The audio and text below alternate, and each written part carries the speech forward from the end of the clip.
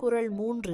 மலர்மிச ஏகினான் மானடி சேர்ந்தார் நிலமிசை நீடு வாழ்வார். அதன் அர்த்தத்தை கதையாக பார்ப்போம்.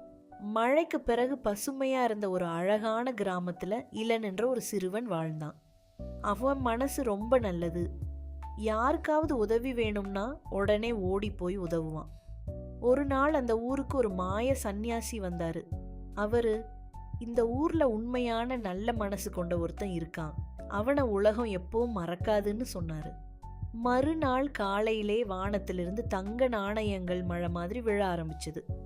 ஊர்ல இருந்த எல்லாரும் பேராசையோட நாணயங்களை எடுக்க ஓடினாங்க. ஆனா இளன் மட்டும் ஒரு மரத்தடியில் பசியல் அழுதுகிட்டு இருந்த ஒரு சிறுமியை பார்த்தான். தன்னிடம் இருந்த ஒரே தங்க நாணயத்தையும் அந்த குழந்தைக்கு கொடுத்தான். உடனே வானம் முழுக்க ஒரு தெய்வீக ஒளி பரவிச்சு.